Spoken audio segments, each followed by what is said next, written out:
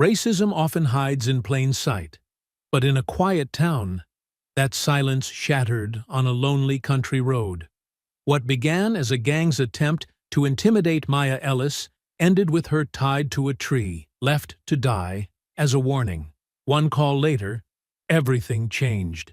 None of the Red Creek Reapers who circled her could have known that the woman they tried to break was bound to a man forged in war. Caleb Ellis, a Delta Force veteran, carried more than combat scars. He carried resolve, proof, and a community ready to rise.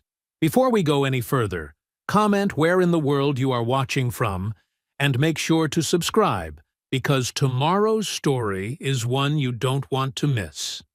The afternoon sun filtered through the windshield as Maya Ellis drove home from her shift at the VA hospital. Her mind wandered to the elderly veteran she'd helped comfort during his final moments that morning. Even after years of hospice nursing, these moments still touched her deeply. The two-lane country road stretched ahead, bordered by dense woods on both sides.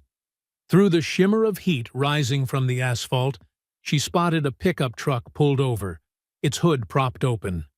Steam billowed from the engine compartment. Maya's hands tightened on the steering wheel as she slowed down. As a nurse, helping others was second nature to her. Could be someone's grandfather out here in this heat, she murmured to herself, checking her rearview mirror before pulling onto the gravel shoulder about 20 feet behind the truck. Maya grabbed her phone from her purse and slipped it into her scrub pocket. The crunch of gravel under her sensible white nursing shoes seemed too loud in the quiet afternoon. "Hello?" she called out, keeping her distance. "Do you need any help?" No answer came from the front of the truck. Maya took a few more cautious steps forward, the hair on the back of her neck standing up. Something felt wrong. The steam she'd seen wasn't steam at all. It was dust settling from the truck's arrival. Before she could retreat, 3 men in leather vests emerged from behind the truck. The patches on their backs displayed the skull logo of the Red Creek Reapers. Maya's heart jumped into her throat as 2 more appeared from the tree line behind her. "Well, well," one of them sneered, revealing tobacco-stained teeth. "Look who stopped to help." He spat on the ground near her feet. Maya backed away, her hands raised. "I don't want any trouble. I'm just going to leave." "You people always think you can just come and go as you please," another one growled, stepping closer. The hatred in his eyes made her stomach turn. A car approached, slowing as it passed. Maya caught the driver's eye, silently pleading for help. The woman behind the wheel quickly looked away and accelerated past them. "Nobody's going to help you here," the first man said, closing the distance. The others circled around her, cutting off any escape route. Rough hands grabbed her arms. Maya struggled, but they were too strong. "Let me go," she shouted, hoping another car would pass. One of them punched her in the stomach, driving the air from her lungs. They dragged her toward the woods, her feet scraping against rocks and fallen branches. The trees closed around them, filtering the sunlight into dappled shadows. Maya fought to breathe through the pain as they pushed her forward. "This'll teach you to know your place," one of them snarled, shoving her against a massive sycamore tree. The pale bark scraped against her cheek as they pulled her arms behind her. Coarse rope bit into her wrists as they bound her to the tree. The rough fibers dug into her skin as they wrapped it around her torso, securing her so tightly she could barely expand her chest to breathe. "Please," Maya gasped, trying to maintain her dignity despite her terror. "I'm a nurse. I help people. I've probably cared for some of your family members." One of them slapped her hard across the face. "Shut your mouth!" Through tear-blurred vision, Maya saw another car slow down on the road, then speed away. They took turns hitting her, careful to avoid her face. They wanted her to suffer, not show obvious signs of their attack. Maya bit her lip to keep from crying out, tasting blood. She wouldn't give them the satisfaction of hearing her scream. Between blows, Maya focused on the medical alert ring on her right hand. a gift from Caleb that she'd initially thought was overprotective. Now it was her only hope. She pressed her thumb against the hidden button, praying it would work through the tree cover. "This is what happens when you forget your place," one of them taunted, grabbing her chin roughly. "Maybe a few days out here will remind you." Maya stared back at him, refusing to look away despite her fear. She could feel blood trickling down her wrists, where the rope had rubbed them raw. The afternoon sun filtering through the leaves seemed to mock the brutality happening beneath it. "Let's go," their leader ordered. "Let her think about her mistakes for a while." He leaned in close to Maya's face. "Nobody's going to look for you out here. And if they do—" He left the threat hanging in the air. Maya listened to their laughter fade as they walked away, the sound of motorcycles starting up in the distance. She tested the ropes, but they were tied expertly tight. Each movement sent fresh waves of pain through her battered body. Alone in the woods, Maya forced herself to stay calm, to control her breathing, despite the ropes constricting her chest. She thought of Caleb, praying her signal had gotten through. The sunlight continued its slow dance through the leaves above, marking the passage of time as she waited, hurting and hoping. The cicadas droned in the afternoon heat as Maya whispered prayers through cracked lips. Her throat was dry, and every breath pulled against the ropes, crushing her chest. Sweat mixed with blood trickled down her back, making the rough bark of the sycamore tree stick to her scrubs. "Our Father, who art in heaven." She focused on each word, using them to stay conscious. The sunlight pierced through gaps in the leaves above, creating shifting patterns that made her dizzy. Her shoulders screamed from being wrenched behind the tree for so long. 20 miles away, Caleb Ellis was methodically cleaning his gear at the kitchen table when his phone buzzed with an alert. His hands froze over the disassembled pieces as he saw the emergency signal from Maya's ring. The GPS coordinates flashed on his screen, showing a location deep in the logging roads. Without hesitation, he grabbed his go-bag and medical kit. The screen door slammed behind him as he sprinted to his truck. The engine roared to life, tires spitting gravel as he accelerated onto the main road. His mind ran through scenarios, but his breathing remained steady, controlled. Years of Delta Force training had taught him to channel fear into focus. He found the turnoff to the logging road easily enough. Recent tire tracks marked the dirt, motorcycle treads, and a pickup. Caleb's eyes narrowed as he noted their depth and pattern. Multiple bikes had come through, probably 5 or 6, plus a truck used as a blocker. The truck sat empty by the roadside, hood still up. Caleb parked behind it, quickly checking the engine compartment. Cold.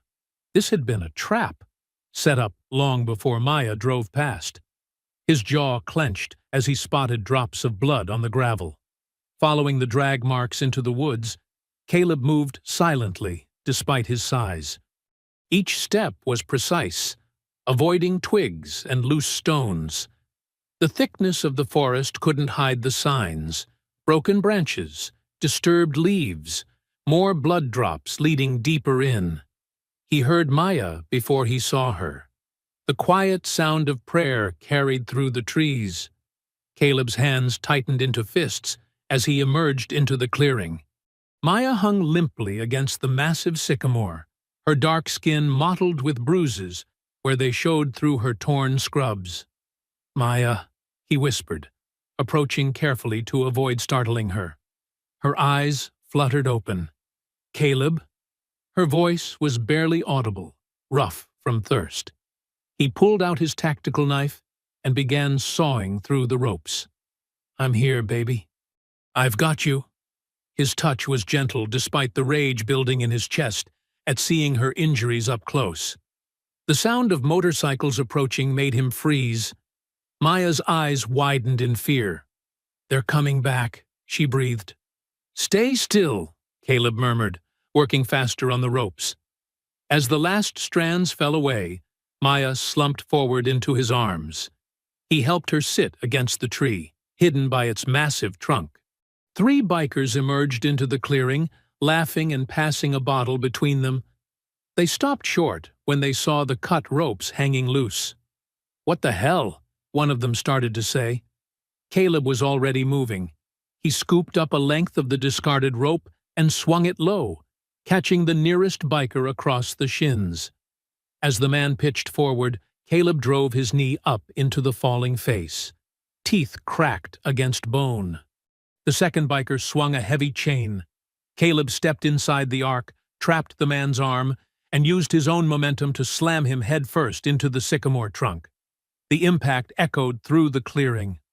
The biker dropped, unconscious before he hit the ground. The third man managed to pull a knife, but his stance was sloppy. Amateur. Caleb knocked the blade aside with his forearm and delivered 3 precise strikes: throat, solar plexus, knee. As the biker wheezed and stumbled, Caleb spun him around and zip-tied his hands behind his back. The entire fight had lasted less than 30 seconds. None of the bikers had landed a single hit. Caleb quickly secured the other 2 with zip ties, then returned to Maya. She was trying to stand, using the tree for support. Her legs trembled with the effort. "Easy," he said softly, supporting her weight. He pulled out his medical kit and began checking her injuries. The bruises were bad, but nothing appeared broken. He gave her small sips of water while examining the rope burns on her wrists. Something metallic glinted on one of the unconscious biker's hands. Caleb knelt down for a closer look. His expression hardened as he recognized the distinctive shield design of a sheriff's auxiliary ring. He removed it carefully and slipped it into his pocket. Maya saw his face change. "What is it?" "Evidence," he replied grimly, helping her stand again. "This wasn't random, Maya. These men had official backing." He looked at the beaten bikers, then back at his wife. "Someone wanted to send you a message." Maya leaned against Caleb as the afternoon light began to soften. Her legs were steadier now, but every movement sent waves of pain through her bruised body. Caleb kept one arm around her waist while scanning the tree line, his posture alert and protective. "We need to document everything before we leave," he said quietly, pulling out his phone. "These injuries, the ropes, the scene." The crunch of tires on gravel made them both tense. A weathered brown sedan rolled to a stop near the clearing's edge. Deacon Elijah Hart stepped out, his lined face tight with concern. The elderly church elder moved carefully but purposefully toward them, his worn Bible clutched in one hand. "Sister Maya," he called softly, "I saw what happened on the road. I followed at a distance when they—" His voice caught. "When they dragged you in here."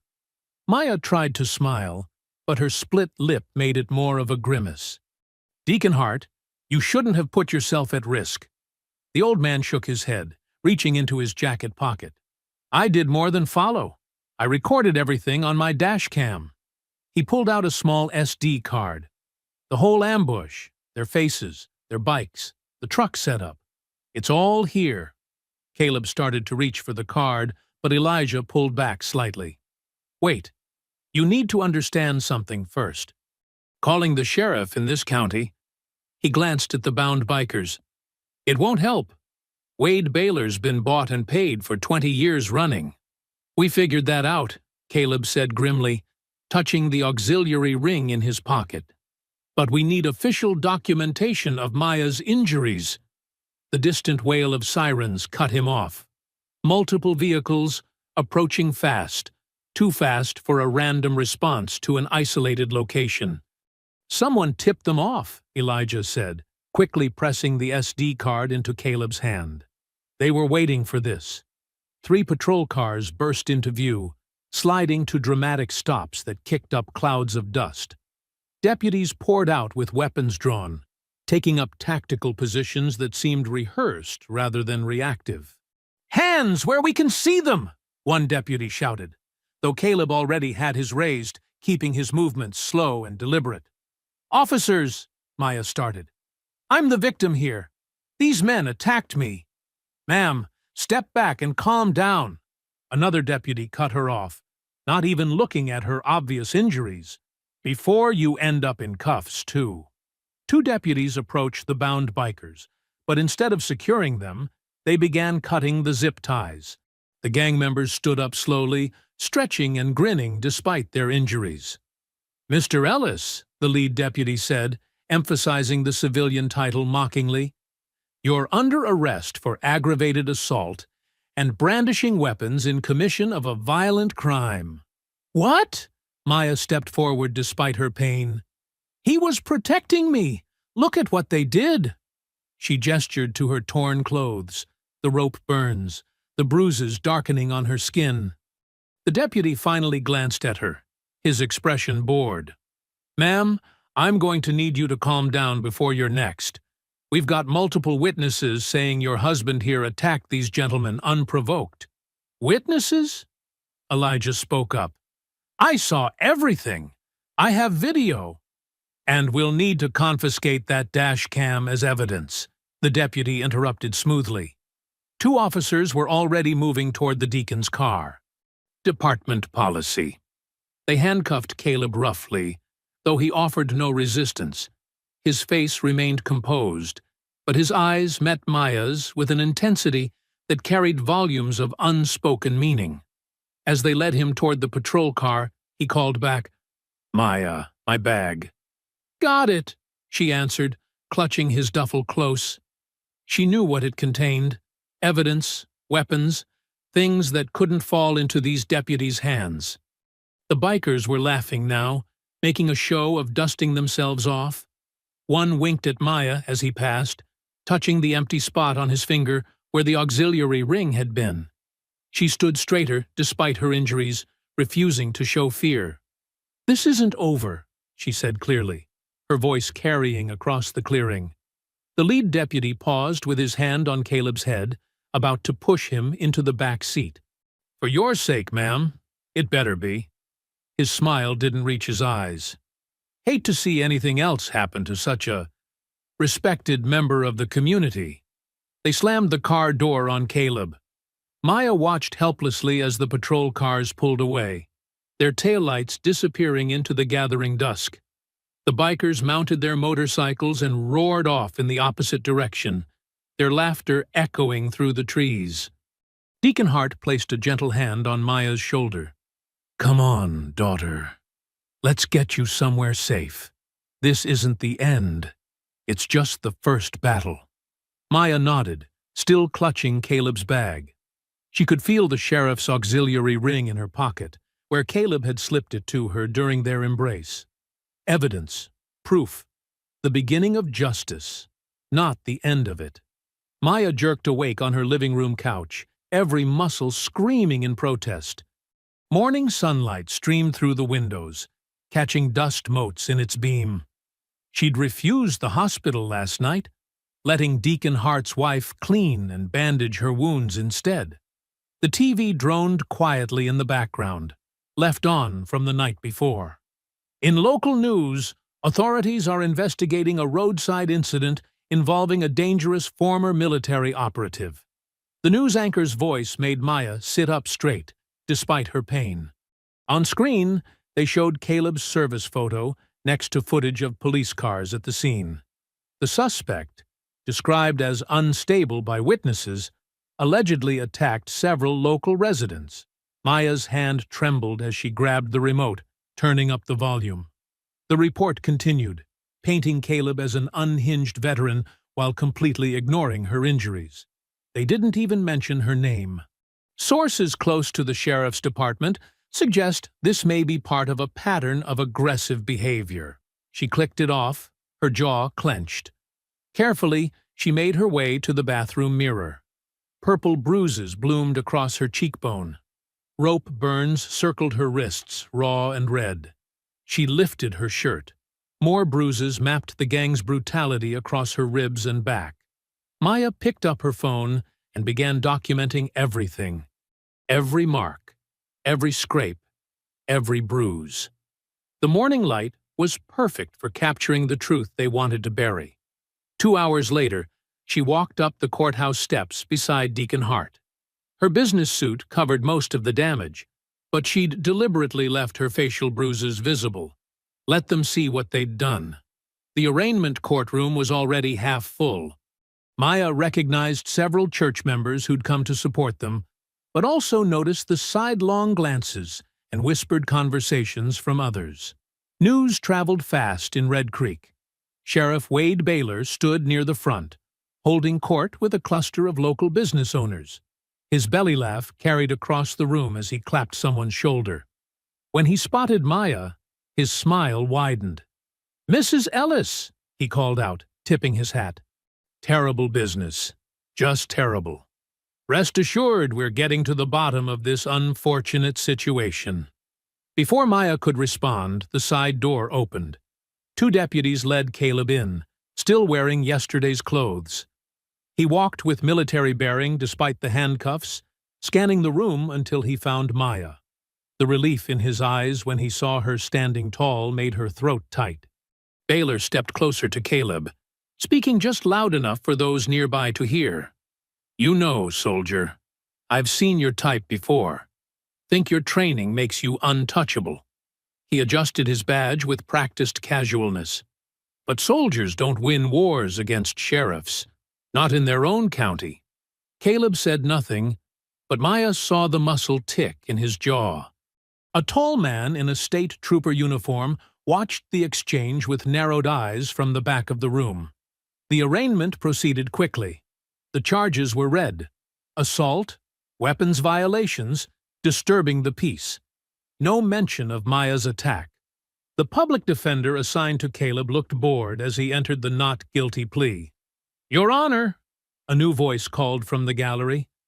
The state trooper Maya had noticed earlier stepped forward. "Sergeant Tommy Neal, State Police. I'd like to verify the defendant's service record and offer to stand bond." The judge peered over his glasses. "Rather unusual, Sergeant." "Yes, sir.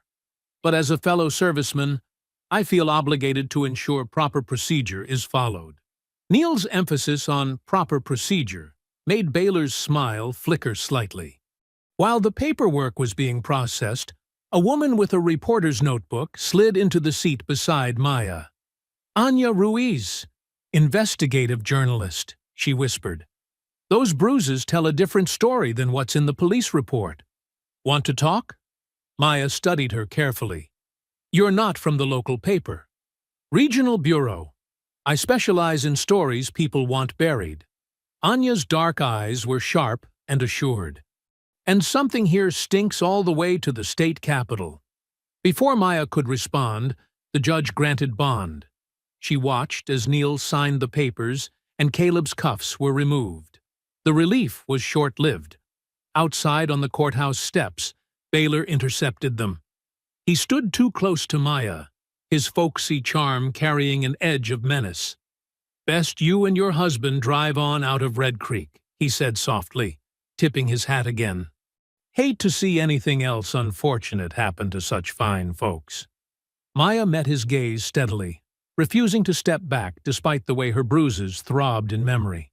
She said nothing, but her silence carried all the defiance she couldn't yet voice. Baylor's smile tightened almost imperceptibly before he turned and walked away, boots clicking on the marble steps. Around them, the morning crowd flowed past, some averting their eyes, others staring openly. Maya felt the weight of their judgment, their fear, their willingness to accept the official story. But she also felt Anya Ruiz watching intently from the sidelines, Sergeant Neal's thoughtful gaze, and Deacon Hart's quiet strength beside her. The auxiliary ring in her pocket pressed against her leg like a promise. Evidence. Witnesses. Truth waiting to be told. Evening shadows stretched across Maya's dining room table as she pushed her barely touched plate aside. The events of the day had stolen her appetite, but not her resolve. Caleb sat beside her, his presence solid and reassuring, while Deacon Elijah occupied the chair across from them, his weathered hands wrapped around a coffee mug. "Sheriff wants us to run," Maya said, breaking the heavy silence. But I won't give them that satisfaction. This is our home. Caleb reached over, his fingers gentle on her bandaged wrist. We'll need a plan. They're organized, connected. This goes deeper than a few racist bikers. A knock at the door made them all tense. Maya peered through the peephole to see Anya Ruiz standing on the porch, notebook in hand. After a quick glance at Caleb, who nodded, she opened the door. "Thanks for letting me come by," Anya said, stepping inside. Her eyes took in the scene quickly. The half-eaten dinner, the gathering of allies. "I've been digging since the courthouse. You're not the first family they've targeted." They cleared space at the table. Anya pulled out her laptop, creating an audio recording as Maya and Elijah described everything in detail. The ambush, the tree, the convenient arrival of deputies, the missing dash-cam footage. "Show her the ring," Maya prompted. Caleb placed the auxiliary sheriff's ring on the table. It caught the light, the official emblem unmistakable. "Well, well," Anya murmured, photographing it from several angles. "Official auxiliary program hardware. These are only issued to approved volunteers." She looked up sharply. "Who just happened to be Reapers?" "That's not all," Elijah added, pulling out a folder of church records. "Over the past 18 months, 6 families from my congregation have moved away after similar intimidation. All black families, all homeowners." Anya's fingers flew across her keyboard. "Addresses?" As Elijah listed them, her eyebrows rose. She turned her laptop around, showing a map of Red Creek County with property records highlighted. Every single one of those properties was purchased within weeks by shell companies. All trace back to Klein Development. She tapped the screen. Richard Klein's building an industrial corridor through Red Creek. These random attacks? They're land grabs. "The Sheriff's Department provides muscle through their auxiliary program," Caleb said, his voice tight with controlled anger. "Klein's company gets the properties cheap after families flee. Everyone wins, except the people being driven out." Maya stood up suddenly, pacing the kitchen. "We need to warn people, protect them." "Already started," Elijah said. "Called Sister Margaret and the church mothers after court. They're organizing a presence at the next county commission meeting. Nothing makes politicians sweat like church ladies with questions." Caleb nodded slowly. "I can help with immediate security. Teach people what to watch for, how to stay safe. Basic situational awareness, communication networks. Like a neighborhood watch?" Anya asked. "More comprehensive. Emergency protocols, buddy systems, documentation procedures. No weapons training. We keep this strictly defensive and legal." Maya returned to the table, her face set with determination. "I'll coordinate with the VA nurses. Many of our patients have family in affected neighborhoods. We can spread the word quietly. I'll start background research on Klein Development," Anya said, making notes. "Follow the money, track the property transfers. If they're using intimidation to drive down prices, there will be patterns." They worked late into the evening, mapping out strategies. Elijah called church members, setting up meeting times for Caleb's training sessions. Anya built a timeline of incidents, property sales, and sheriff department connections. Maya listed names of families who might be at risk, marking their locations on the map. Around midnight, everyone finally headed home. Caleb walked Elijah to his car, while Maya cleaned up the kitchen. Her phone sat on the counter, open to the photos she'd taken of her injuries. She scrolled past them to find the picture she'd taken of the sycamore tree that afternoon, standing tall and indifferent in the summer light, its bark still bearing traces of the rope that had bound her. Maya picked up the phone, studying the image. The tree had been meant to be a symbol of her helplessness, her fear. Instead, it would become something else entirely. Evidence. A rallying point. The physical proof of their cruelty and corruption. "They thought this tree would be my grave," she whispered, touching the screen gently. It'll be their undoing. Her fingers hovered over the image, tracing the pattern of shadows and light across the ancient bark. Each groove and knot seemed to tell a story now, not just of her pain, but of resistance, of survival, of justice demanding to be served. The sycamore stood as a witness, its branches reaching toward a sky that had watched everything unfold beneath them. Through the window, Maya could see fireflies beginning their nightly dance in her backyard. The summer evening hummed with cicadas and distant traffic, ordinary sounds that felt precious after everything. She heard Caleb's footsteps returning up the porch steps, solid and reassuring. The lunch crowd had thinned at Lou's diner, leaving only a few regulars nursing coffee at the counter. Maya sat in the farthest booth, her back to the wall, watching the door. Her tea had gone cold, untouched. The bell above the door chimed. A woman in her early 40s entered, designer sunglasses hiding her eyes. She scanned the diner quickly before making her way to Maya's booth. Her hands trembled slightly as she slid into the seat. "Dr. Ellis?" Her voice was barely above a whisper. "I'm Nadia Klein." Maya studied Richard Klein's daughter. Expensive clothes couldn't hide the tension in her shoulders or the way she kept glancing toward the windows. This wasn't someone enjoying her father's wealth and power. This was someone carrying a heavy burden. "Thank you for meeting me," Maya said quietly. "Anya Ruiz said you had information." Nadia removed her sunglasses, revealing tired eyes rimmed with worry. "I've spent years trying to ignore what my father does, telling myself it was just business." She pulled a thick manila envelope from her bag. "I can't anymore. Not after what happened to you." The waitress approached, but Nadia waved her away. Her hands shook more as she opened the envelope. "I work in his accounting office," she continued, spreading papers across the table. "These are copies of internal ledgers. Look at the dates and amounts." Maya leaned forward, examining the documents. Column after column of numbers, dates, property addresses. Her own neighborhood appeared multiple times. "Shell companies," Nadia explained, pointing to highlighted entries. "My father creates them to hide the money flow. This one, Red Creek Holdings, LLC. It pays monthly stipends to members of the Reapers who qualify for the Sheriff's Auxiliary Program." Maya's finger traced a row of payments. $10,000 monthly to security contractors. That's just the start.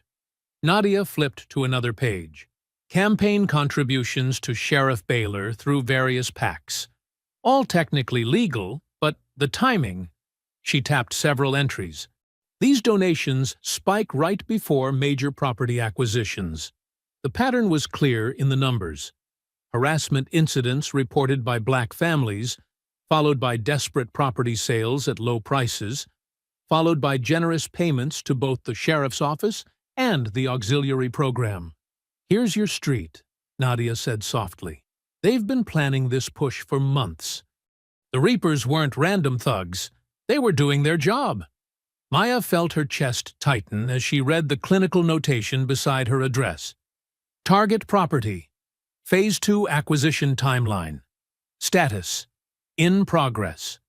"Why are you showing me this?" Maya asked, though she already knew the answer. Nadia's eyes welled with tears. "Because I've watched him destroy communities my whole life. He calls it urban renewal or economic development. But it's just theft. Legal theft backed by terror." She wiped her eyes quickly. "I used to tell myself I wasn't responsible because I never directly hurt anyone. But my silence, my complicity." "You're breaking that silence now," Maya said gently. "Take them." Nadia pushed the papers toward Maya. "These are copies. Dates, amounts, shell company names, everything. There's a USB drive in there too, with scanned documents going back 3 years." She stood abruptly. "I should go, if anyone saw us." Maya gathered the papers carefully. "Thank you. This couldn't have been easy." "It's not enough," Nadia said, putting her sunglasses back on. "It won't undo what they did to you, or to all the other families.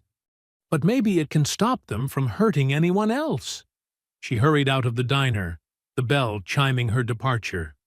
Maya sat for a moment, feeling the weight of the envelope in her hands. Physical proof of the corruption they'd suspected. Evidence that could bring down not just the reapers, but the whole system that enabled them. Outside, Caleb waited in their truck, parked where he could watch both the diner's entrances. Maya slid into the passenger seat, clutching the envelope. "She came through," Maya said, showing him the contents. Ledgers, bank records, everything connecting Klein to the reapers and Baylor.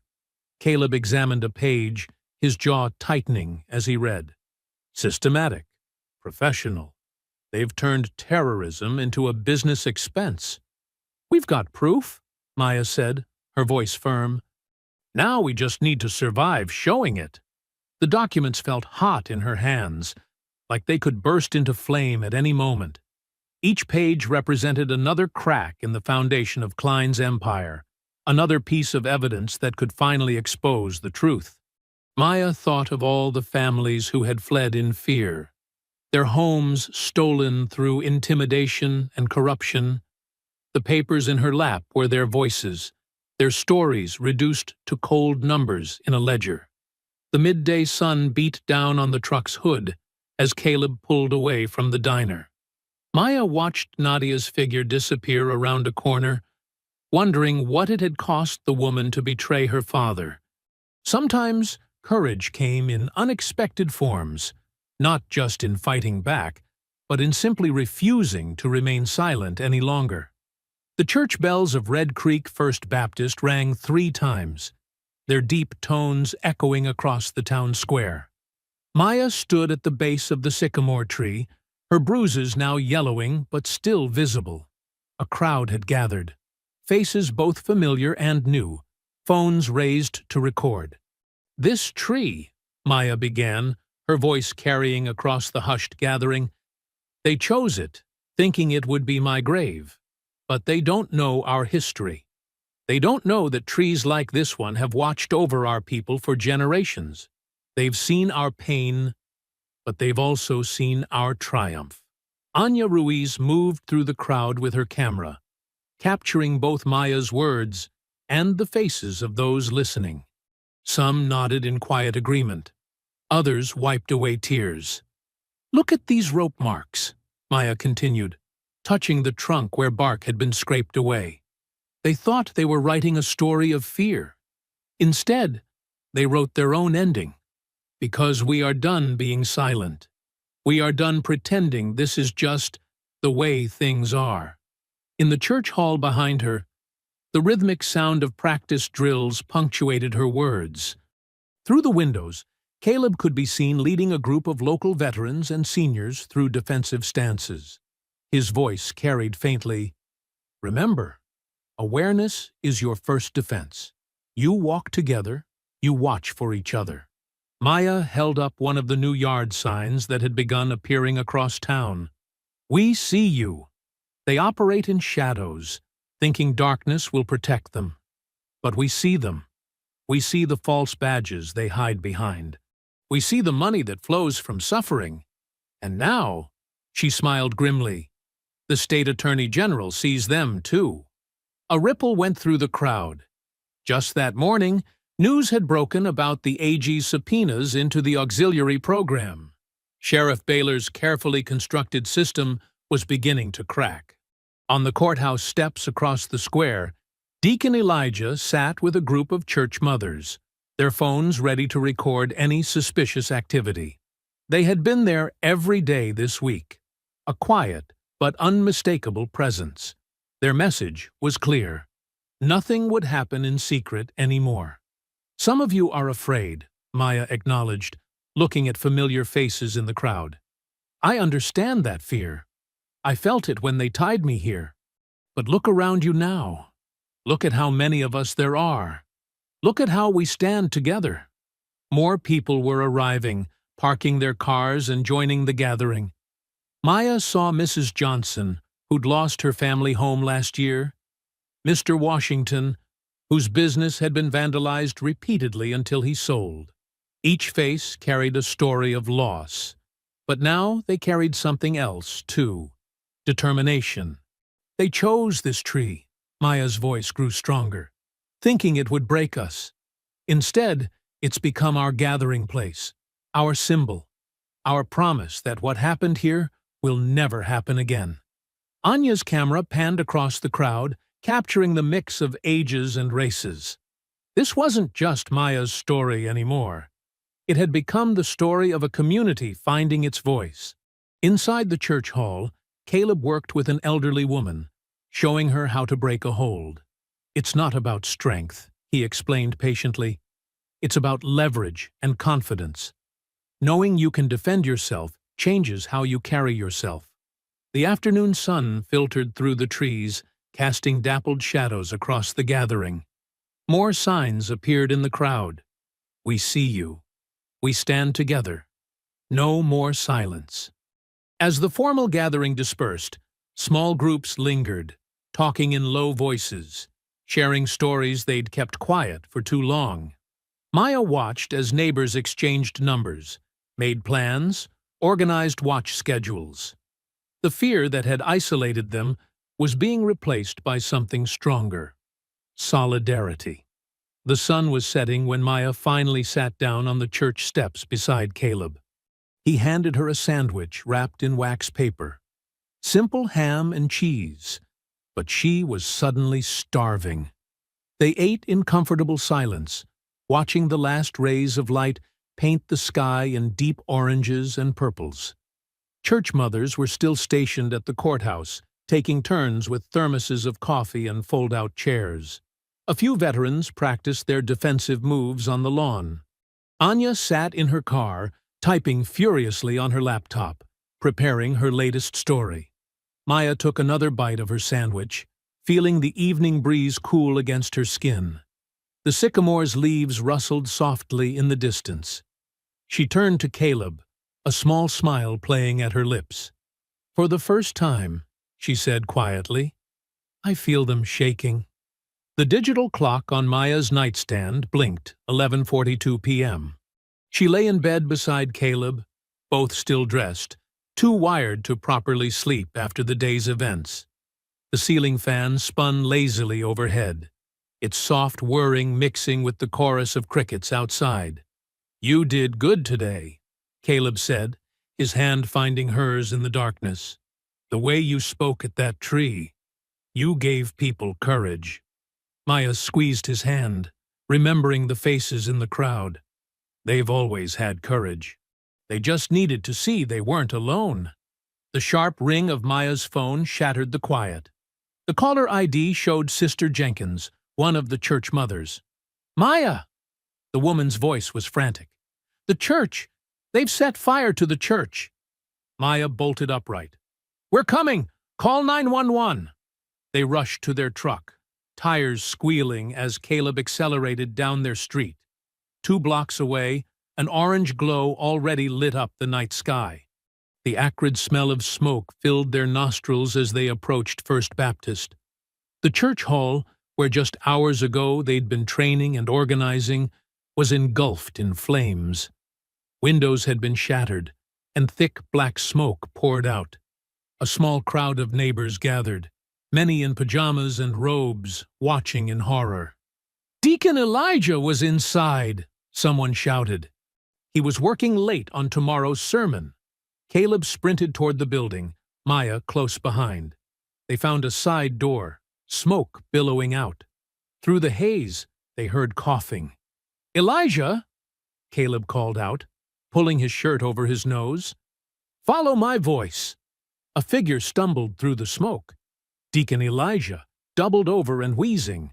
Caleb and Maya caught him as he emerged, helping him away from the burning building. His face was smudged with soot, his white hair singed at the edges. Sirens wailed in the distance as fire trucks approached. Mrs. Washington, who lived across from the church, rushed over, wringing her hands. "I saw them!" she cried. 3 motorcycles just before the explosion. They threw something through the windows and roared off. Anya Ruiz appeared with her camera, documenting everything. She moved carefully around the periphery of the fire, her lens catching details others might miss. Near a broken window, she photographed melted plastic jugs, the remnants of accelerant used to start the blaze. The fire department arrived, hoses deployed quickly. Water arced through the night air, steam rising where it met flames.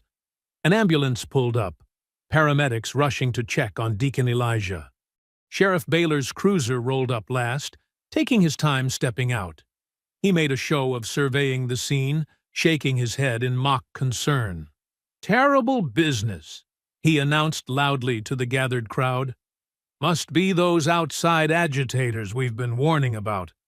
All this protest activity was bound to attract troublemakers." Maya watched his performance, rage building in her chest. The same man who'd organized her attack now stood here, using this violence to further his lies. The paramedics had Elijah on a stretcher, fitting him with an oxygen mask. His eyes were red and watering, but he gripped Maya's hand as they passed. "The filing cabinet," he wheezed. "In my office. They knew." Maya's eyes widened slightly. The cabinet had held copies of testimonies from families who'd been forced out, documentation they'd been gathering. Now it was surely ash. Caleb examined the broken windows with a soldier's eye. The pattern of the break, the placement of the accelerant. This wasn't random vandalism. This was tactical, meant to destroy specific things and send a message. Anya sidled up to them, speaking in a low voice. "I got clear photos of the jugs. Same type sold at the hardware store where the Reapers fuel up. And the burn pattern suggests they knew exactly which rooms to target." More neighbors arrived, many holding up phones, recording everything. The sheriff's smirk faltered slightly at the sight of all those cameras. He couldn't control this narrative as easily anymore. The paramedics finished securing Elijah for transport. Maya's fingers were still clenched into fists, her nails cutting into her palms. The heat of the fire painted everyone's faces in flickering orange light, casting dancing shadows across the church lawn where they'd stood in hope just hours before. Sheriff Baylor strolled over to where Caleb stood, making sure no one else was within earshot. His folksy mask dropped for a moment, revealing the snake beneath. "Guess you should have left town when I said." The morning sun beat down on the courthouse steps as hundreds of people filled the square. Their signs bobbed like a sea of protest. "Justice for Red Creek. Stop the corruption. We see you." The crowd's energy crackled with determination despite the previous night's violence. Maya stood at the top of the steps beside Anya Ruiz, who was setting up her camera. Church mothers formed a protective circle around them, their Sunday best a sharp contrast to the deputies lurking at the edges of the crowd. Caleb positioned himself nearby, scanning faces with military precision. "They burned our church to silence us," Maya said, reviewing her notes. Her hands trembled slightly, but her voice was steady. "They don't know how loud truth can be." Sister Jenkins adjusted Maya's microphone, squeezing her shoulder. The crowd's chanting grew stronger. "Red Creek Justice! Red Creek Justice!" Deacon Elijah wasn't there, still in the hospital recovering from smoke inhalation. But his congregation had come out in force, mixing with veterans, families who'd been pushed out, and citizens fed up with corruption. Anya's camera light blinked red, ready to stream. Maya stepped forward, raising the microphone to speak. The crowd hushed, leaning in. But before she could utter a word, a wall of deputies emerged from the courthouse doors behind her. They moved with practiced coordination, clearly waiting for this moment. Sheriff Baylor appeared at their center, his badge gleaming. "Caleb Ellis!" Baylor's voice boomed through a bullhorn. "You're under arrest for domestic terrorism and arson." The crowd erupted in shocked protests. Maya spun around as deputies swarmed toward Caleb. He stood perfectly still, hands visible, knowing any movement could be twisted against him.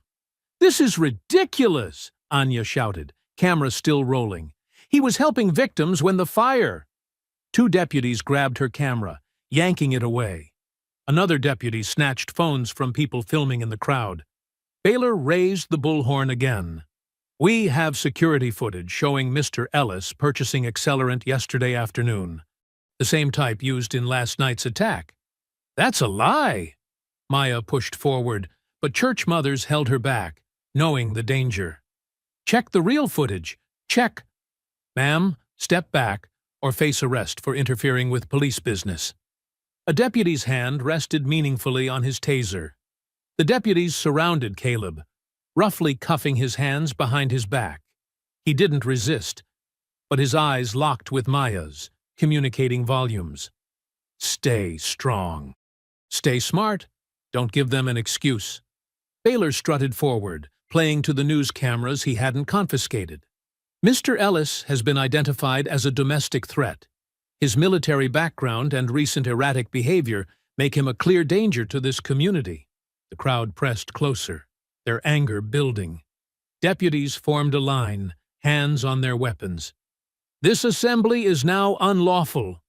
Disperse or face arrest for disorderly conduct." Maya watched helplessly as they dragged Caleb toward a waiting police van.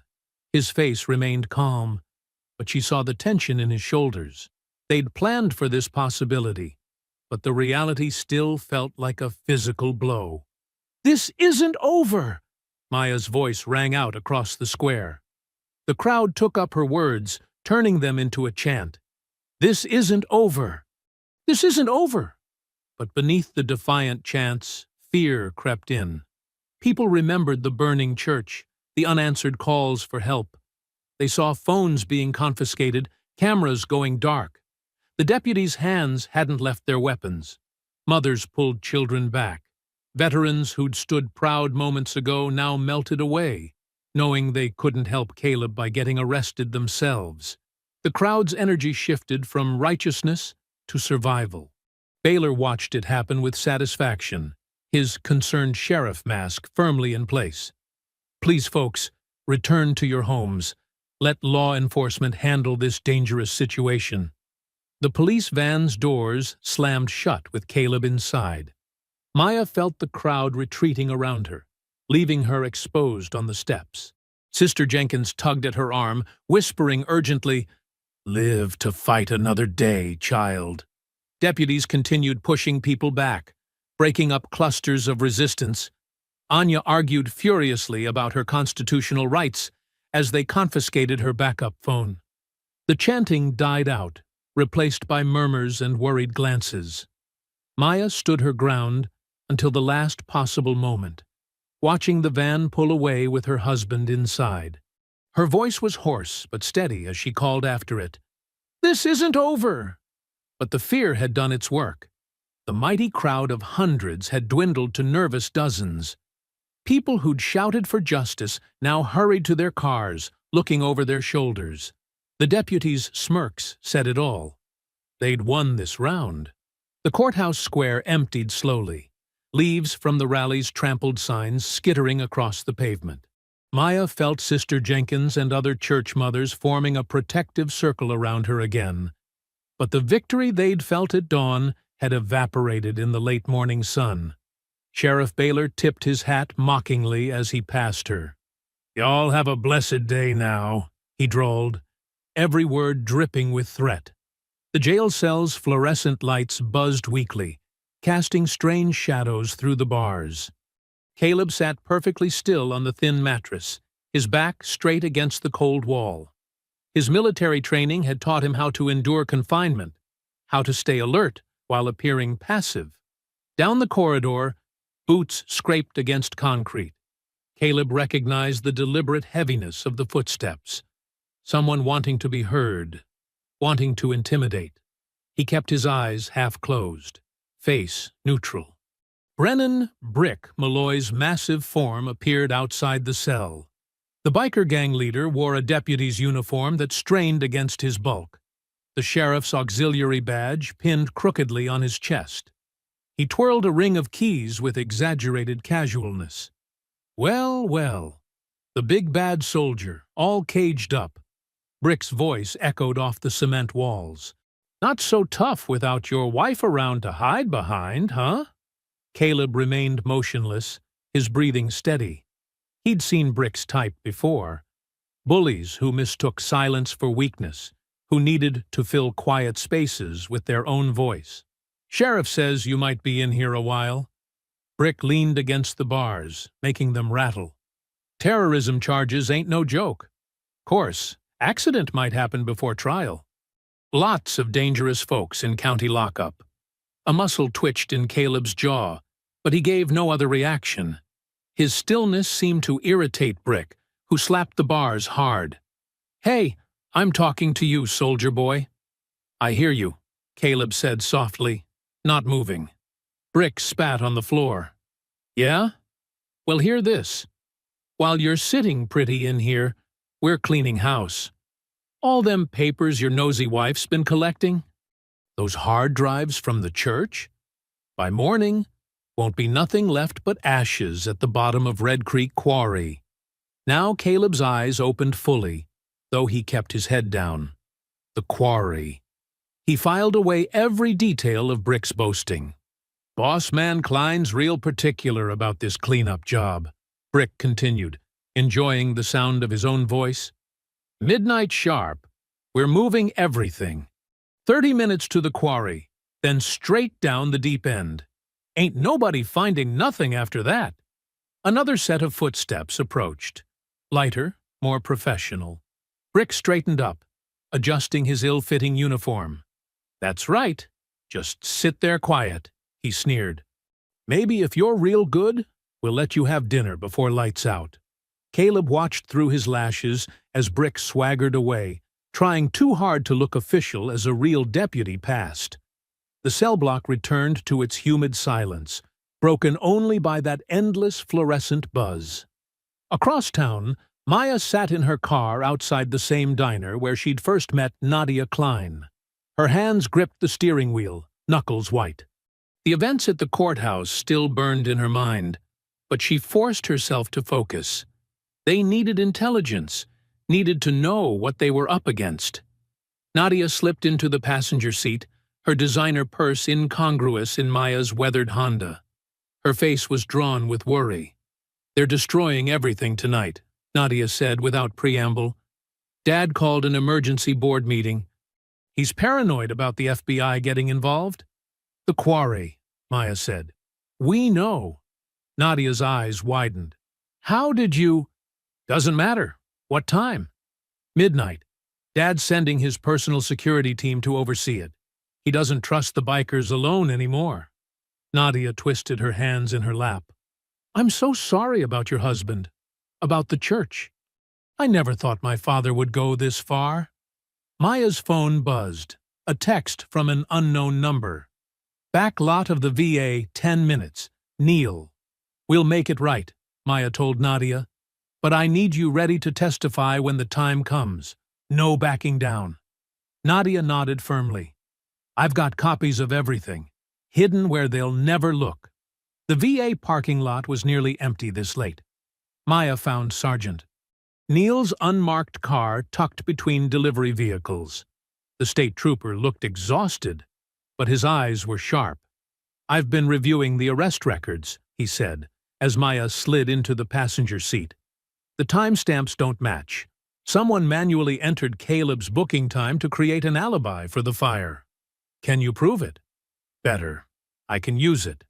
Neil handed her a folded paper. Emergency custody transfer order. Signed by a judge who owes me a favor.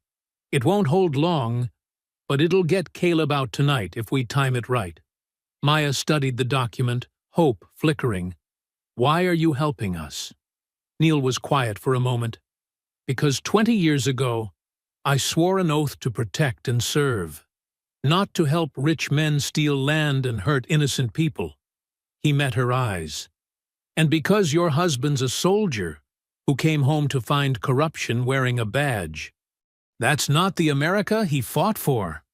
Back in his cell, Caleb counted steps between guard rotations, mapped angles and blind spots, recalled every detail of Brick's boasting, the quarry, midnight, everything in one place.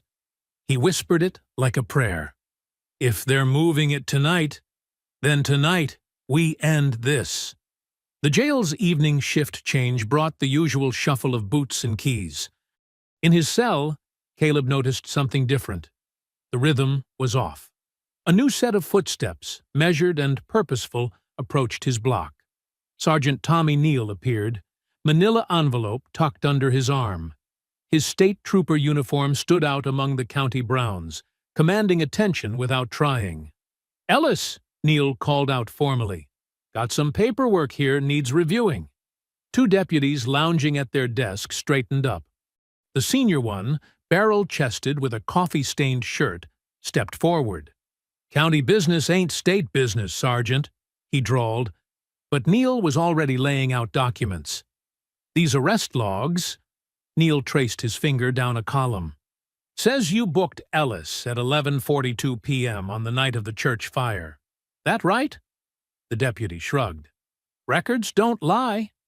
Funny thing about digital systems." Neal pulled out a printed screenshot. "Server timestamps show these entries were backdated. Original booking time was 9:15 a.m. the next morning, after the fire." Color drained from the deputy's face. Neal continued laying out papers with methodical precision. "Got a judge's order here citing falsified evidence. Immediate custody transfer to state jurisdiction pending review." He looked up, voice steady. "Unless you want to explain to the FBI how a man was logged into jail before he was arrested?" The deputies exchanged glances. The senior one's hand drifted toward his phone. "I wouldn't," Neal said quietly. "Sheriff Baylor's got enough problems coming. Don't add obstruction charges to your record." Minutes later, Caleb walked out under Neal's escort. In the parking lot, Neal spoke in low tones while unlocking his car. "FBI's got a task force inbound, but they're 8 hours out minimum. Whatever's happening at the quarry, we can't wait for them." Caleb nodded, already plotting. "Maya, meeting us at the church. What's left of it?" Neal pulled onto the street. "She's been busy while you were inside." The church parking lot had transformed into a staging area. 24 vehicles, pickup trucks, SUVs, weathered sedans, idled in formation. Maya stood at the center, passing out handheld radios to grim-faced veterans and church members. Caleb spotted familiar faces. Deacon Elijah's wife directing traffic with fierce efficiency. The Vietnam vet who ran the hardware store checking tire pressure. 3 nurses from Maya's VA shift manning a makeshift first aid station. Maya rushed to embrace him, then was all business. "We've got 47 people, 28 vehicles. Everyone's paired up, no one drives alone." She handed him a radio. "Channel 3 is command, 4 through 6 for tactical." Caleb squeezed her hand, proud and worried at once. "You've been coordinating all this?" People were ready to fight back. They just needed organization. Maya's eyes were steel. "Nadia confirmed they're moving everything to the quarry tonight. If we lose that evidence—" "We won't," Caleb said firmly. He raised his voice to address the gathered crowd. "Listen up! We're not vigilantes. We're citizens protecting our community from criminals hiding behind badges. Stay in visual range of your convoy partners. Radio discipline at all times. If anyone gets separated, fall back to rally point and call it in." Several voices responded in unison. They'd been drilling. Neal pulled Caleb aside. "I'll lead the first group through my usual patrol route. Less chance of getting spotted. You take rear guard?" Caleb nodded, already noting defensive positions. Maya joined them, spreading out a local map marked with highlighter. 3 approaches to the quarry, she pointed. Main road here, service entrance here, logging trail loops behind. The church mothers are watching police bands. Any emergency calls, they'll flood dispatch with false reports on the other side of the county. Vehicle doors slammed as people took their positions. Headlights flicked on one by one, forming a chain of yellow eyes in the darkness. Caleb saw determination in every face. Not just anger, but the quiet resolve of people who'd finally had enough. Maya squeezed his hand one more time before heading to her car. "Ready?" Caleb thought of Brick's smirking face, of Maya tied to that tree, of all the families driven from their homes. "Ready." Neil's cruiser pulled out first, lights off, leading 2 SUVs. The next group followed 30 seconds later. Maya's sedan took position in the middle convoy, bookended by pickup trucks. Caleb brought up the rear in a borrowed Jeep, watching for followers. The long line of vehicles moved like a serpent through back roads and county lanes. Headlights traced the curves ahead, each driver keeping precise distance from the next. Radio clicks marked their progress in code. All clear. Turn ahead. Slow down. Through his windshield, Caleb watched the convoy's taillights stretch into the distance. The quarry waited somewhere in the darkness ahead. His hands were steady on the wheel, combat calm settling over him. One way or another, this ended tonight. The dirt roads kicked up dust that hung in their wake like a shield. Every few minutes, a radio would crackle with position checks, voices clipped and professional. Maya's voice cut through occasionally, directing changes in formation as they navigated tricky turns. The convoy snaked onward through the night, each vehicle a link in a chain of justice, long delayed but finally in motion. The quarry grew closer with each passing mile. Here's the next scene in roughly 1,000 words. The moonlight painted the quarry walls silver, casting long shadows across the excavated stone terraces. Through his binoculars, Caleb watched a line of reapers loading crates into a white box truck. Sheriff Baylor paced nearby, checking his phone repeatedly, while a thin man in an expensive suit, Klein's fixer, directed the operation. "Convoy in position," Maya's voice whispered through the radio. "All units holding." Caleb surveyed the quarry layout. The truck sat on the lowest level, near murky water that collected in the pit. Metal stairs zigzagged up the rock face. Bikers moved between levels, some carrying folders, others lugging hard drives and document boxes. "Target confirmed," Caleb responded. "Phase 1. Go." 2 veterans slipped from their hiding spots, crawling beneath parked motorcycles. They worked silently, cutting brake lines and fuel hoses. Others moved through shadows, disabling bikes one by one. Caleb watched Brick Malloy swagger across the quarry floor, shoving younger reapers who weren't moving fast enough. The gang leader's chain swung from his belt, catching moonlight. "South team ready," came another whisper through the radio. "East in position." "North team set." Caleb keyed his mic. "Execute." Flashlights suddenly blazed from 3 directions, flooding the quarry with harsh light. The reapers froze, momentarily blind. Caleb was already moving. He took the first biker from behind, arms snaking around the man's throat in a precise blood choke. The biker dropped without a sound. 2 more rushed him.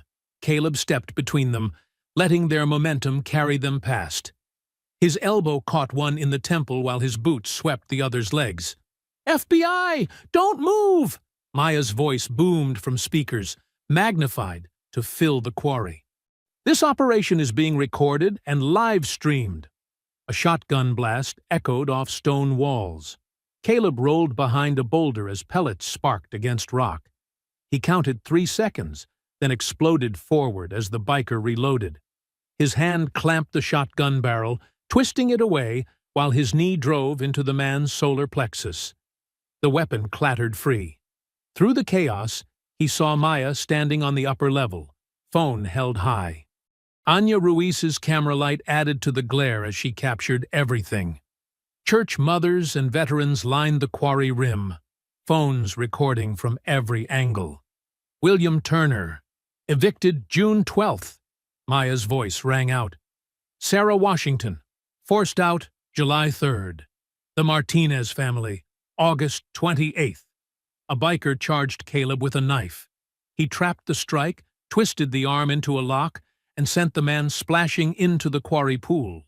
Another rushed in. Caleb caught him in a heel hook, dropping him hard. Those families lost everything, Maya continued, advancing fearlessly. Their homes stolen through intimidation, while you protected the thieves, Sheriff Baylor. Baylor drew his pistol, but veterans had every angle covered. Phones recorded his every move. Drop it, Wade! Sergeant Neal's voice cut through the night. You're just making it worse. The sound of breaking glass and twisted metal erupted as Brick Malloy smashed car windows in rage. The gang leader spotted Caleb and charged, heavy chain whirling. The chain whistled past Caleb's head. He danced back, letting Brick's momentum carry him forward. The next swing came low. Caleb jumped it, closing distance. Brick swung again, wild now. Caleb caught the chain, ignoring the bite of metal links into his palm. They grappled brutally, neither giving ground. Brick was pure power, muscled bulk slamming forward. But Caleb had fought stronger men in worse places. He rolled with Brick's charge, using the bigger man's momentum. The chain tangled between them. Caleb trapped Brick's arm, weaved the chain through his own grip, and twisted. Brick roared as the links tightened around his own throat and arm. One more turn, and the gang leader crashed to his knees, caught in his own weapon. Baylor saw his enforcers falling. He sprinted for his cruiser, keys fumbling. The engine roared to life, then died with a shriek of metal. Tire spikes glinted in the flashlight beams. This is being broadcast live to 50,000 viewers, Anya announced, camera steady. State Attorney General's office is watching. FBI has it all. Distant sirens grew louder. Red and blue lights began reflecting off the quarry walls. Last chance, Sheriff, Neal called. Surrender with dignity, or get dragged out. Baylor's shoulders slumped. His gun dropped to the ground. Maya's voice carried across the quarry. Robert Lewis, September 4th. Diana Chen, September 21st. We remember every single family you helped destroy. The first FBI vehicles appeared at the quarry entrance, agents deploying with practiced speed. State police cruisers followed, lights painting the scene in rotating colors. Caleb secured the chain-holding Brick, double-checking the restraints. Around him, veterans and church members kept their phones recording as federal agents began collecting evidence. The box truck's contents were already being catalogued. Maya continued reading names, each one an accusation, as agents took Baylor into custody. The sheriff's badge glinted one last time in the flashlight beams before an evidence bag swallowed it. Morning sunlight streamed through the courthouse's high windows, casting long shadows across the marble floors. The press gallery overflowed with reporters, their cameras clicking like insects. Maya sat in the front row beside Caleb, her back straight, watching as Sheriff Wade Baylor and Richard Klein were led into the courtroom in orange jumpsuits and chains. Gone was Baylor's folksy swagger. His face had aged years in just days, skin hanging loose around his jaw. Klein's expensive suit had been replaced by prison cotton, his manicured appearance now ragged and gray. All rise, the bailiff called. The federal judge entered, her robes sweeping as she took her place. The indictments filled several pages. The prosecutor, a sharp-featured woman from the Justice Department, stood. The United States government presents a 96-count indictment against Wade Jefferson Baylor and Richard Allen Klein, she began. Her voice carried clearly through the packed courtroom. Charges include RICO violations, conspiracy, civil rights violations, attempted murder, arson, witness intimidation. Maya squeezed Caleb's hand as the list continued. In the gallery behind them sat dozens of families, the people they'd fought for. Robert Lewis dabbed his eyes with a handkerchief. Diana Chen held her children close, whispering translations. The Martinez family gripped each other's hands, their faces stern. Anya Ruiz scribbled in her notebook, though camera crews captured every moment. Her exposé had broken nationally, sparking investigations in 3 other counties. The story had grown beyond Red Creek, revealing similar schemes across the state.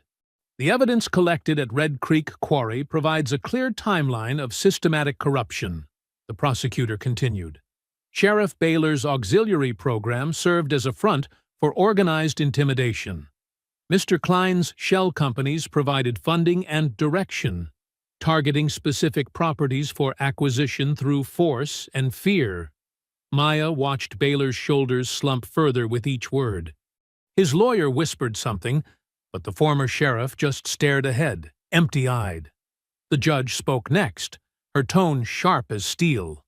In addition to federal charges, the court notes that the governor has officially dissolved all auxiliary law enforcement programs statewide, effective immediately.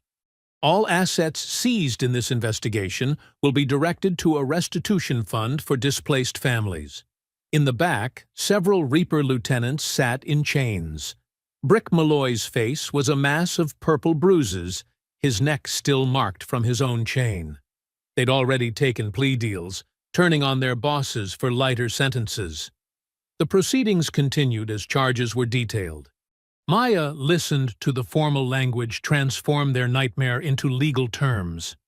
Criminal enterprise, pattern of racketeering, deprivation of civil rights under color of law. Nadia Klein sat apart from her father, her testimony having helped build the case. She caught Maya's eye and gave a small nod. Her father wouldn't look at her.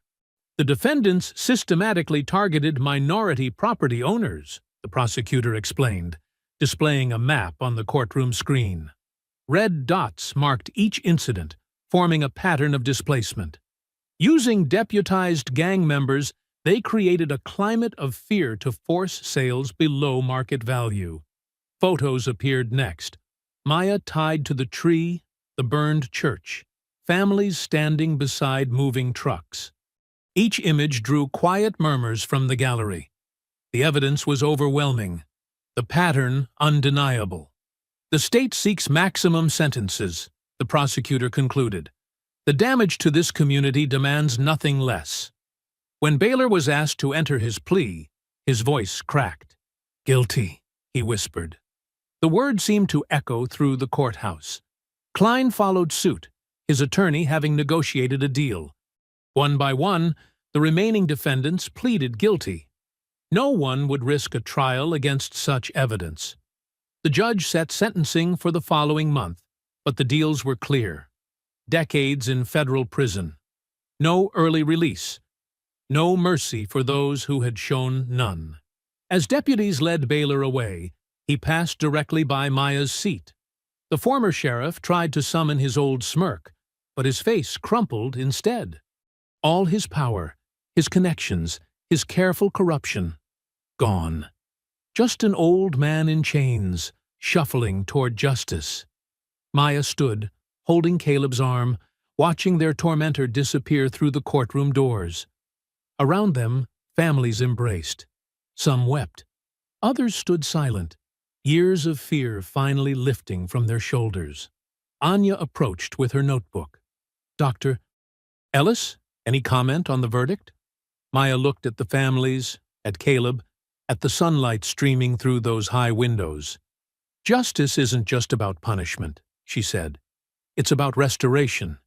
Today, this community starts healing." Outside, cameras flashed as Baylor and Klein were loaded into prison transport vehicles. The morning sun was bright, the air crisp with autumn's approach. Maya watched the cars pull away, carrying with them the last shadows of fear that had darkened Red Creek for so long. Several months had passed since the courtroom victory. Winter's chill had given way to spring warmth. and the sycamore tree stood tall against a perfect blue sky. Around its base, fresh landscaping transformed what had once been a site of terror into a place of peace. New benches circled the tree, and flowering bushes added splashes of color to Freedom Grove Memorial Park. Maya stood before a gathering of nearly 200 people. Children played on fresh grass while their parents sat in folding chairs. Veterans in pressed uniforms stood at attention near the back. Church mothers fanned themselves in the front row, their Sunday best bright in the morning sun. Deacon Elijah, fully recovered from the fire, sat beside Sergeant Neal. They had become friends during the long months of testimony and healing. Anya Ruiz stood off to the side, her camera crew capturing the dedication for the evening news. Caleb worked quietly in the background, helping older folks find comfortable seats, making sure water was available for anyone who needed it.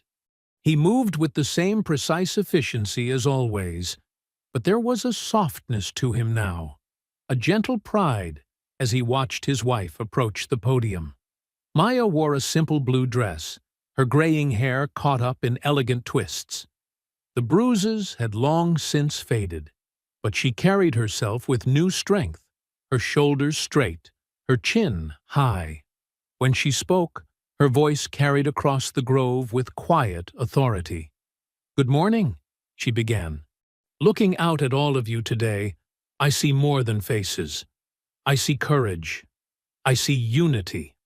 I see the power of people who refused to look away." A murmur of agreement rippled through the crowd. Robert Lewis nodded firmly, his granddaughter perched on his knee. The Martinez family, now back in their original home thanks to the restitution fund, held hands in the third row. "This sycamore tree behind me has become a symbol," Maya continued. "The men who tied me here thought they were showing their power. Instead, they revealed their weakness. They thought fear could divide us.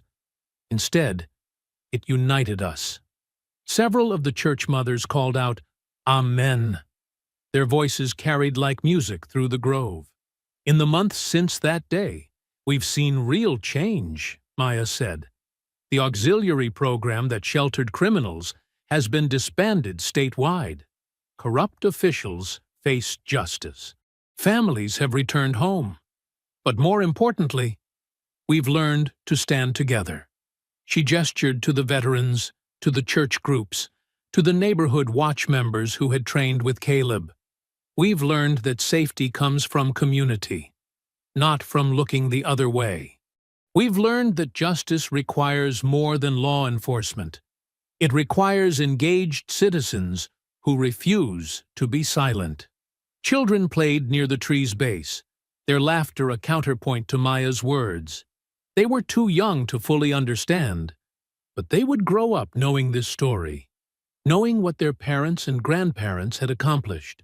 "The men who attacked me chose this tree because it was hidden," Maya said, her voice growing stronger. "They thought nobody would see, nobody would care. But this tree now stands in the open, surrounded by light and life. The rope that bound me has been replaced by bonds of fellowship. The hatred they brought here has been overwhelmed by love." Deacon Elijah led a soft hallelujah that spread through the crowd. Even some of the veterans wiped at their eyes. "This place is now Freedom Grove," Maya continued, "not because we're free from threats or challenges, but because we've learned how to face them together. The tree they tied me to is now the tree that shelters our courage." As she spoke, community members began coming forward with flowers. Diana Chen carried roses. The Martinez children had picked wildflowers. Robert Lewis's granddaughter carefully placed a crown of daisies she had woven herself. The crowd began to sing, an old spiritual that spoke of triumph over hardship. The melody swelled, voices joining in harmony. Maya stepped back from the podium, accepting a gentle hug from Deacon Elijah. Caleb moved forward then, carrying a simple bronze plaque. He worked methodically, securing it to the stone base that had been prepared. His movements were precise but unhurried, each turn of the screws deliberate and final. Maya watched him work, remembering his fury that first day, his controlled violence when necessary, and now his quiet dedication to building something lasting. Around them, the singing continued, children's voices mixing with their elders. When Caleb finished, he stepped back, allowing everyone to see the words now fixed permanently beside the sycamore. Justice is the fruit of courage. The morning sun caught the bronze, making the letters shine. The tree's new leaves cast dappled shadows across the gathering, so different from the darkness of that first day. Where fear had been planted, something stronger had grown. Near the back, Anya quietly filmed as veterans stood at parade rest, as church mothers embraced their neighbors, as children played without fear in the shadow of a tree that had been transformed from a symbol of hatred to a monument of hope. The afternoon sun slanted through the trees, painting Freedom Grove in warm golden light. Maya and Caleb walked hand in hand along the winding path that circled the memorial. Their footsteps crunched softly on the fresh gravel as children's laughter echoed from the nearby playground. "Your morning class is getting bigger," Maya said, squeezing Caleb's hand. "Mrs. Johnson told me she's never felt stronger." Caleb nodded, a slight smile touching his lips. 82 years old and she's mastering wrist releases. Never too late to learn. They passed a group of teenagers practicing basic self-defense moves on the grassy area near the parking lot. The kids waved, and Caleb raised his free hand in acknowledgement. 3 times a week, he taught free classes here. Morning sessions for seniors, afternoon training for teens, and evening workshops for anyone who wanted to learn. "Remember when Tommy first came?" Maya asked, nodding toward a lanky 15-year-old, demonstrating a proper stance to his younger sister. "Could barely look anyone in the eye." "Now he's teaching others," Caleb said. His voice carried the quiet pride of a mentor. "That's how we build strength. Pass it on." They reached the central plaza where the sycamore stood. New benches formed a circle around its base, and Maya settled onto one, patting the space beside her. Caleb sat, his movements still carrying that fluid grace that spoke of decades of training. "Had a new nurse at the VA today?" Maya said, watching leaves dance in the breeze. "Fresh out of school, scared of everything." "Reminded me of myself, way back when." "What did you tell her?" "That fear is natural, but it doesn't have to control you." Maya leaned against his shoulder, showed her how to ground herself, how to maintain calm when everything's chaos. Same lessons we learned here, just in a different setting. A group of elderly residents power-walked past, led by Mrs. Johnson herself. The woman's silver hair gleamed as she demonstrated the proper way to swing arms while walking. "Looking good, ladies," Maya called. They waved back, their faces bright with exercise and purpose. "The seniors' self-defense class was Robert Lewis's idea," Caleb said, watching them. "Said if he'd known basic moves years ago, maybe things would have been different for his neighborhood. And now his granddaughter's in the youth program," Maya added. "Breaking the cycle of fear." They sat quietly for a moment, watching the late afternoon light filter through the leaves. The sycamore's shadow stretched long across the plaza, but it was a protective presence now, not a threat. Birds had built nests in its higher branches, and squirrels chased each other around its trunk. "Got a call from Anya yesterday," Maya said. "The program's being adopted in 3 other counties." "They want us to consult," Caleb nodded thoughtfully. "Might be good to share what worked here. The mix of training and community support. Can't have one without the other." A teenage girl approached them hesitantly, holding a permission slip. "Mr. Ellis, my mom said I could join the afternoon class." Caleb took the paper, reviewing it with careful attention. "Welcome aboard, Sarah. We start with awareness basics tomorrow at 4. The girl beamed and hurried back to her waiting friends. Maya watched her go, remembering other young faces transformed by confidence and skill. "Sometimes I think about that day," Maya said softly, "how they never imagined their cruelty would lead to this. A whole community learning to protect each other." "That's always been the difference," Caleb replied. "They thought strength meant causing fear. We knew it meant ending it." More teens gathered for the afternoon session, laying out practice mats under the sycamore's spreading branches. Caleb would need to join them soon, but for now, he sat with Maya, their fingers intertwined, watching the life they'd helped create unfold around them. Senior citizens chatted on benches, sharing water bottles and stories. Parents pushed strollers along smooth paths, nodding to neighbors without hesitation or fear. Young people moved with new confidence, aware, but not afraid.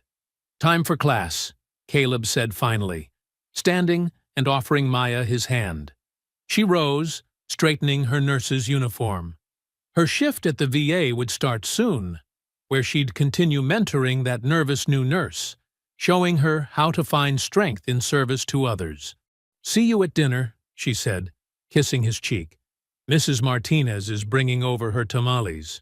"Wouldn't miss it," Caleb replied. He headed toward his waiting students as Maya walked toward her car. The late afternoon sun caught the sycamore's leaves, turning them to stained glass. Birds called from the branches, their songs mixing with children's laughter and the steady count of students practicing their moves. The tree stood tall against the golden sky, its trunk solid, its roots deep. Where darkness had once gathered, light now danced. Where fear had ruled, peace grew stronger every day. I hope you enjoyed that story. Please share it with your friends and subscribe so that you do not miss out on the next one. In the meantime, I have handpicked 2 stories for you that I think you will enjoy. Have a great day.